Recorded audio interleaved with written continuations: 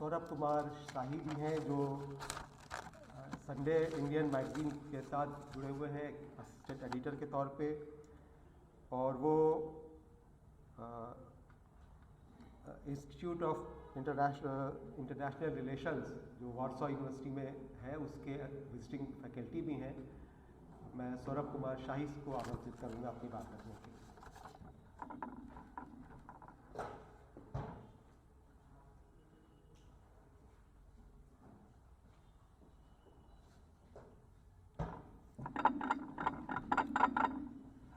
Good morning friends. अभी हमने report सुनी बीडीएस को लेके, और स्पेशली जो रिलेशनशिप इंडिया के साथ इजराइल ने इस्टेब्लिश किए हैं पिछले 10-15 सालों में।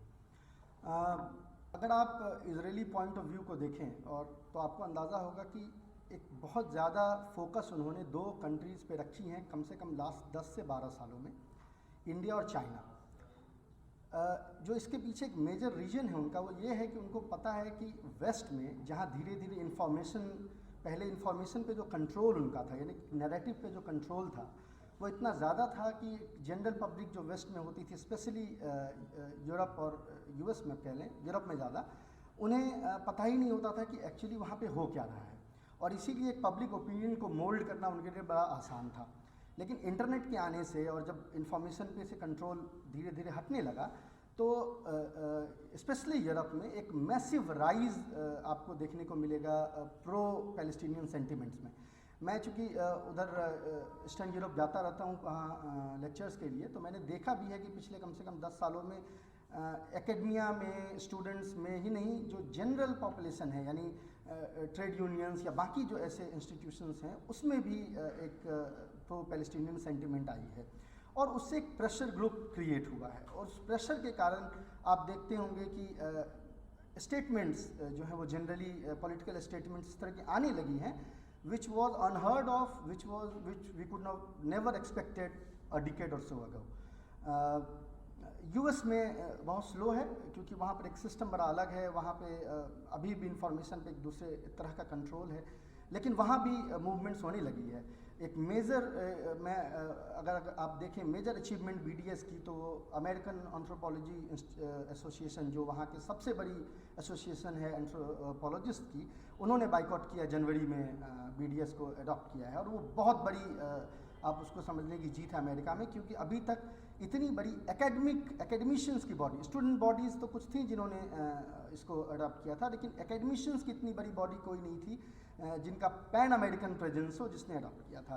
तो यानी इजराइल ने ये सेंस कर लिया था एक चेंजिंग टाइड आज से 10 साल पहले, और उनको पता था कि आगे अगर डिप्लोमेटिक एरेना में उनको सपोर्ट चाहिए होगा तो वो किन मुल्कों की तरफ देख सकते हैं, और उन्होंने दो कंट्रीज़ को पिन पॉइंट किया है, इंडिया और चाइना, जिनको ये समझते हैं कि इनकी एक तो रीजनल पावर है या एक अपकमिंग सुपर पावर है, और उनका एक अपना क्लाउड है, और अगर आप उनके साथ अपने संबंध अच्छे बनाएं तो यूनाइटेड नेशंस में, यानी और जो इंटरनेशनल फोरम्स है वहाँ पे वो हमारी हेल्प कर सकती है। इसीलिए फोकस सबसे ज़्यादा इन दो कंट्रीज़ पे है।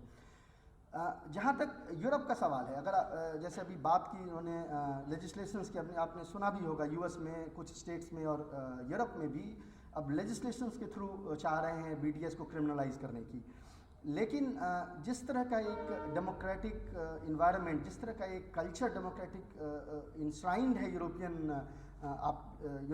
कॉन्स्टिट्यूशंस में, उसमें ये बैकफायर कर रहा है, और ये बैकफायर करेगा, क्योंकि बहुत लोग क्वेश्चंस करने लगेंगे जब आप एक बेसिक राइट, यानी बॉयकॉट एक डेमोक्रेटिक सोसाइटी में बेसिक राइट होती है, जब आप उसको क्रिमिनलाइज करने की कोशिश करेंगे तो वो सिर्फ वहाँ तक नहीं रुकेगी, वो सिर्फ इजराइल बीडीएस तक नहीं रुकेगी। कल से आप ये कहेंगे कि जी आपने टैक्स बढ़ा दिया, लोग इसका विरोध नहीं कर सकते, हम इसको क्रिमिनलाइज कर देते हैं लेजिस्लेशन के थ्रू, तो कहीं ना कहीं ये इन्फ्रिंज करता है डेमोक्रेटिक राइट पे। तो यूरोप में भी इसके खिलाफ आप देखिएगा एक धीरे धीरे एक बैकलैश जो है वो स्टार्ट होगा, और लेजिस्लेशन के थ्रू बाइकॉट के थ्रू क्रिमिनलाइज करना वो एक इंडिकेशन है कि ये बिल्कुल डेस्परेशन का एक अटेम्प्ट है।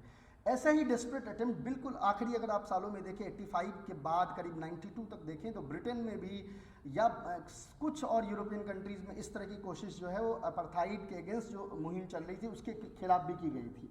तो इसीलिए वो एक फाइनल डिच अटेम्प्ट उनका होता है। इंडिया उनके लिए एक बड़ा सॉरी टू से मैं जर्नलिस्ट हूँ, मैं पॉलिटिकली करेक्ट नहीं हो सकता, पर इंडिया उनके लिए बड़ा एक फर्टाइल ग्राउंड है। जिस तरह की एक कॉम्युनल इन्वायरमेंट यहाँ पे जनरल पॉपुलेशन में पाई जाती है, अगेन मैं कह रहा हूँ मैं पॉलिटिकल करेक्ट नहीं हूँ, मैं जो सही बात है वो बोलना चाहता हूँ। जिस तरह की एक wide spread anti Muslim sentiment India में एग्जिस्ट करती है, उसको उन्होंने बहुत अच्छे तरीके से भुनाया है, उसको बहुत अच्छे तरीके से वो यूज़ कर रहे हैं। और वो जानते हैं कि एक सर्टेन यानी एक किसी भी इशू को एक सर्टेन एंगल के थ्रू प्रेजेंट करेंगे तो इंडियन मासेज उसको एक्सेप्ट करेगी। जो बात इन्होंने स्टार्टिंग में कही कि लोग कहते हैं कि जी आप फिलिस्तीन की बात क्यों करते हैं, यहाँ पे बहुत सारी प्रॉब्लम, और सही बात है, वो ऐसे लोग हैं जो यहाँ के प्रॉब्लम्स की बात भी नहीं करते। उनका ये कहना है, वो इजराइल को एज आप उसको कह लें एक आइडल की तरह देखते हैं कि what they are doing with their Muslim population is something which we should do with our Muslim population. बहुत फ्रेंकली यही एक वाइड स्प्रेड जो बिलीफ है वो यहाँ के लोगों में पाई जाती है। वो ये बोलते नहीं, ऑफ कोर्स इतना ज़्यादा बोल नहीं सकते, पर हाँ जहाँ पर मौका लगता है, जहाँ पर एक यानी कि कोई पर्सनल गैदरिंग हो, इस तरह की कोई इन्वायरमेंट हो, there they express this kind of sentiments. हम क्या कर सकते हैं, इसीलिए हमें अगर आप बाइकॉट को देखें तो हमें इमोशनल नहीं होना होगा। इमोशनल होने से क्या होता है कि हम रैशनल डिसीजन नहीं ले पाते हैं। मैं क्यों कहता हूँ इमोशनल नहीं होना होगा, अभी हमने लिस्ट देखी रिपोर्ट में जो कंपनीज है जिनको बाइकआउट करने की बात हो रही है, तो लेट्स बी वेरी फ्रैंक, हम कोक और पेप्सी को एक साथ बाइकआउट नहीं कर सकते। आप हम मे भी कर सकते हैं, लेकिन इंडियन मासेज शायद आपके साथ जो है उसमें नहीं आएगी, क्योंकि ये बहुत इंश्राइंड, यहाँ पर ये इतना आपके कल्चर का पार्ट बन चुका है। हमें इंडिविजुअल ऐसे ब्रांड्स पिक करने होंगे, उन ब्रांड्स का जो बहुत जिनका कोऑपरेशन इजरायली अपार्थाइड में बहुत ही ज़्यादा है। और हमें ये भी देखना होगा कि उन ब्रांड्स को हम इंडियन मासेस के लिए किस तरह से उस एक नैरेटिव को प्रेजेंट करें जिसमें कि उन ब्रांड्स के अगेंस्ट यहाँ एक्शन लिया जा सके।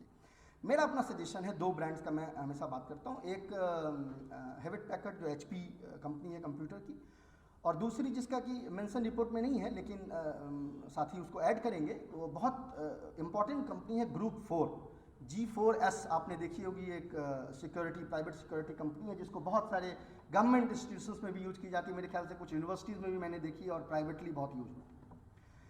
आप इस दो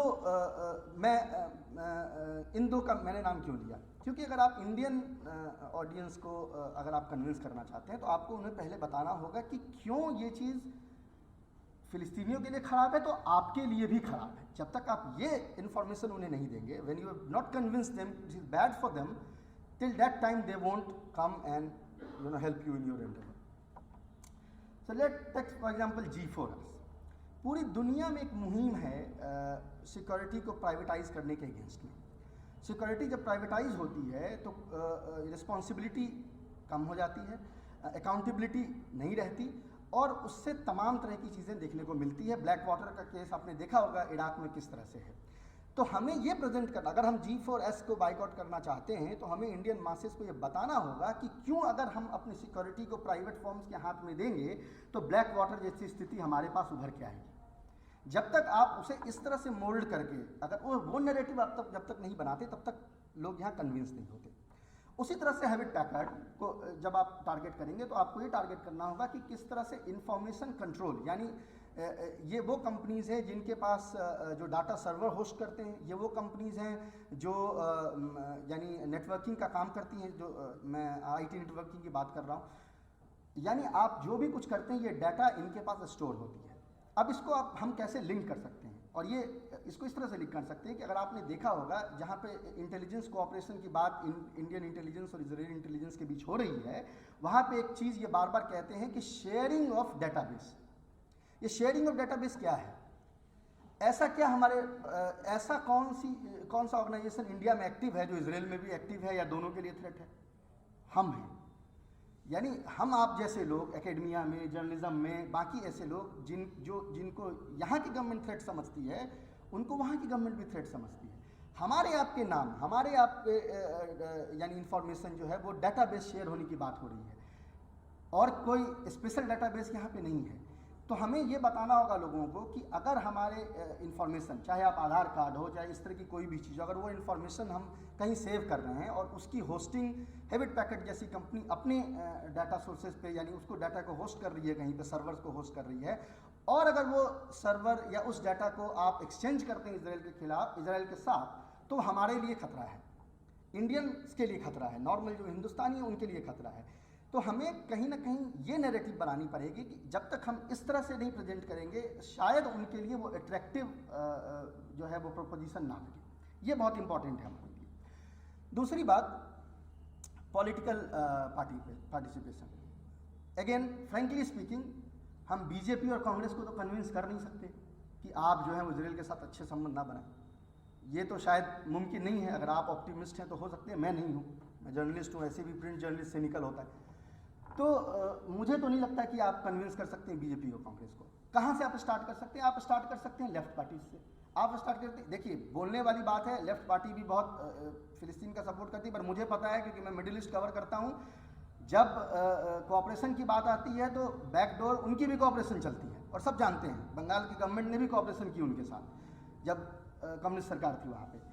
हमको पहले टारगेट करना होगा इस तरह की पार्टीज़ को जिनको हम कन्विंस कर सकते हैं, यानी लेफ्ट हो या उड़ीसा की बात हुई उनको हम अप्रोच कर सकते हैं, उनको पहले टारगेट करना पड़ेगा। यानी कम से कम ये स्टेट लेवल पे जो कोऑपरेशन प्रोविंशियल लेवल पे जो हो रही है स्टेट पार्टीज़ के साथ, उनको हम पहले टारगेट करें, छोटा टारगेट रखें, उसको अचीव करें, फिर जाके बड़ा टारगेट हम रखेंगे जिसको अचीव करना चाहेंगे।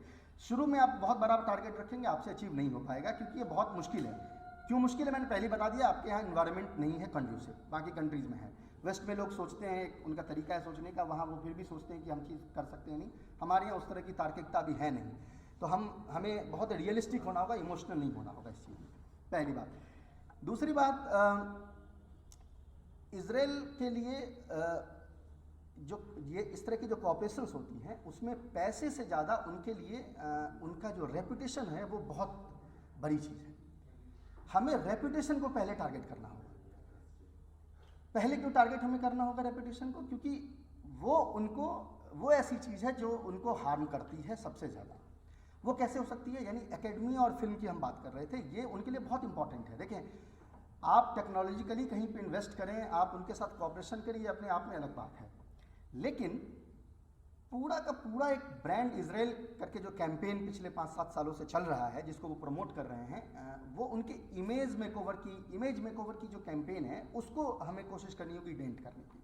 वो डेंट कैसे होती है? वो डेंट ऐसे होती है कि जब आप एक फिल्म फेस्टिवल ऑर्गेनाइज करते हैं और मीरा नायर कहती है कि जी हम बाइकआउट करेंगे, ये उनके लिए बहुत बड़ा जो है वो आप कह सकते हैं सेटबैक होता है। हमें नहीं पता चला, हमें लगता है कि अरे चलो ठीक है, ये नहीं, इकोनॉमिक सेटबैक नहीं, उनके लिए इमेज बिल्डिंग जो है वो सबसे बड़ा एक्सरसाइज है। And any dent to that image building effort is the biggest setback which you can give to Israel. Academia में हमने देखा है बहुत सारे लोग हैं, हमारे एकेडमिशियंस हैं जिनके पर्सनल व्यूज़ हैं प्रो पैलेस्टीनियन, लेकिन एक आप कह सकते हैं कि कंसोलिडेटेड एफर्ट नहीं हो पाता है। यानी कोई प्रोफेसर एक यूनिवर्सिटी में है, कोई कहीं कॉलेज में है, उनके अपने व्यूज़ हैं। जब तक हम उनको ऑर्गेनाइज नहीं करेंगे, हमारे पास सबसे पहले हमें ज़रूरी है कि एक बीडीएस का हम एकेडमिक विंग बनाएं। जब तक हम एक बीडीएस का बिल्कुल प्योरली एकेडमिक विंग बनाएंगे जिसमें एकेडमिशियन आएँ, वो बातें करें, और वो एकेडमिक लेवल पे अपने यूनिवर्सिटीज़ में या बाकी दूसरे यूनिवर्सिटीज़ में पिटीशन के थ्रू, लेटर्स के थ्रू बाइकआउट नहीं करेंगे, तब तक एक कंसोलिडेटेड, एक स्ट्रीमलाइंड एफर्ट जो है वो नहीं हो पाएगा। सबसे पहले हमें चाहिए कि आर्टिस्ट और एकेडमिशियंस इनकी ग्रुपिंग करें। We have to dent their image first. वो उनका जो इमेज मेकओवर प्रोग्राम है उसको जितना हम डेंट करते रहेंगे, आप देखें, आप साल भर उनके एफर्ट्स होंगे, वो सिनेमा दिखाएं, वो फिल्म फेस्टिवल्स करेंगे, वो एकेडमिशियन को भेजेंगे, लेकिन एक मीरा नायर अगर बॉयकॉट कर जाती है तो उनका वो साल भर का एफर्ट जो है वो पीछे चला जाता है। तो हमें इस तरह के प्रोग्राम्स को हमें टारगेट करना पड़ेगा। हम जानते हैं बहुत सारे आर्टिस्ट हैं जो फेंस सिटर हैं। अब ये हमारा काम है अपनी जो, मैं तो एकेडमिशियन नहीं हूँ, मैं जर्नलिस्ट को समझा सकता हूँ, वैसे जो आर्टिस्ट हैं वो आर्टिस्ट को समझा सकते हैं कि जो फेंस सिटर हैं उनको पूरी बात बताई जाए, उनको बताया जाए कि वर्ल्ड किस तरफ जा रहा है, क्या एक नैरेटिव वर्ल्ड में फॉलो हो रही है, और उनको समझाया जाए कि क्यों ये बाइकआउट एसेंशियल है। यहाँ पे एक और बात मैं कहना चाहता हूँ, बार बार मैं सुनता रहता हूँ कई जगह पे जर्नलिस्ट भी क्वेश्चन पूछते हैं कई बार प्रेस कॉन्फ्रेंसेज में कि world has forgotten about Palestine, why should India be stuck? नहीं, world has not forgotten about Palestine. In fact, if anything, I have seen Europe moving, remarkably, it has shifted its stance towards Palestine, towards the independence of Palestine. दुनिया नहीं बदल रही, आप बदल रहे हैं, आप उसको शुगर कोट करके नहीं प्रेजेंट कर सकते। तो हमें पहले ये बताना होगा कि नहीं, ये इशू वर्ल्ड में एक्टिव है, पूरी दुनिया एक इस पर स्टैंड ले रही है। यूरोप में मैं आपको बताऊं, स्पेशली 2-3 कंट्रीज़ का मैं नाम लेना चाहता हूं, आयरलैंड, स्पेन, थोड़ा बहुत इटली में भी, ईस्टर्न यूरोप में भी कुछ जगहों पे रिमार्केबल प्रोग्रेस हुई है। यानी कुछ चीज़ें हमें पता नहीं चलती, जो बड़े वाइड स्प्रेड लेवल पे होती है वो खबरें आ जाती है। छोटे लेवल पे आपको बताऊं, स्पेन में हर दूसरे दिन कोई एक इंडिविजुअल लॉयर कहीं से उठता है, वो एक केस फाइल कर देता है किसी इजरायली जनरल के अगेंस्ट में। उसका न्यूसेंस वैल्यू ही है, पर वो न्यूसेंस वैल्यू हमारे लिए बहुत है। वो फाइल करने का मतलब है कि अगर कोर्ट कुछ ऑर्डर कर देती है तो वो इजरायली यानी जनरल जो है वो ना तो स्पेन जा सकता है, ना स्पेन के थ्रू कहीं जा सकता है। ये न्यूसेंस वैल्यू भी बहुत एसेंशियल है। हमारे यहाँ वो न्यूसेंस वैल्यू भी अभी नहीं है, हम वो न्यूसेंस वैल्यू भी क्रिएट नहीं कर पा रहे हैं छोटा छोटा। जब तक वहाँ से स्टार्ट नहीं करेंगे तब तक प्रोबेबली हम आगे तक नहीं जाएंगे। तो मैं वही 3 बात फिर से दोहराना चाहता हूँ कि स्ट्रीमलाइंड एफर्ट होनी बहुत ज़रूरी है। स्ट्रीमलाइंड एफर्ट का मतलब है हमें पहले एकेडमिशियन और आर्टिस्ट को अपने लाना होगा, जो फेंस सीटर्स हैं उनको समझाना होगा कि ग्लोबल नैरेटिव क्या बन रही है, और हम उस ग्लोबल नैरेटिव से अलग होकर नहीं रह सकते, हमें भी उस नैरेटिव को फॉलो करना होगा, और वो ग्लोबल नैरेटिव धीरे धीरे प्रो पैलेस्टीनियन होता जा रहा है, पहली बात। दूसरी, अगेन इमोशनल नहीं होना है, रैशनल होना है। कुछ ब्रांड्स को पहले हम पिक करेंगे, उन ब्रांड्स को हम टारगेट करेंगे, अगर वहाँ पे सक्सेस मिलती है। और अब देखिए ये स्नोबॉलिंग होती है। जब अमेरिका में शुरू हुआ आज से 10 साल पहले तो लोग समझते थे जी इसका कोई इफेक्ट नहीं, इजरायली हंसते थे, लेकिन एक ब्रांड एक के बाद दूसरी ब्रांड, एक स्टूडेंट बॉडी ने किया, फिर एक किसी कैथोलिक या आप कह लें कि प्रेस्बिटेरियन और बाकी जो चर्चेज हैं उन्होंने भी धीरे धीरे, मेरे ख्याल से अभी 5 बड़े चर्चेज ने इसको अडॉप्ट कर लिया है। तो वो स्नोबॉल होने लगता है, क्योंकि दूसरों को फिर ताकत मिलती है, उसको लगता है कि अच्छा इन्होंने कर लिया तो हम भी ये कर सकते हैं। ये स्नोबॉलिंग इफेक्ट जो है बहुत एसेंशियल है, उसके लिए हमें बहुत छोटे से स्टार्ट करना होगा। अगेन इमोशनल नहीं होना है, रैशनल होना है। कुछ ब्रांड्स को सेलेक्ट कीजिए, उनको टारगेट कीजिए, एकेडमिशियंस और जो हमारे कल्चरल रिप्रेजेंटेटिव्स हैं उनको कन्विंस करना हो बहुत ज़रूरी है। और जो उस तरह की पॉलिटिकल पार्टीज़ जिन्हें हम सोच सकते हैं कि जिन्हें हम कन्विंस कर सकते हैं, उन पॉलिटिकल पार्टीज़ पे फोकस करना है। ये 3 चीज़ मैं अपना कहना चाहता था। बाकी और लोग बात करेंगे, उनके भी अपने आइडियाज़ होंगे, मेरे ये 3 आइडियाज़ हैं और मुझे लगता है कि इसको कंसीडर किया जाना चाहिए। Thank you.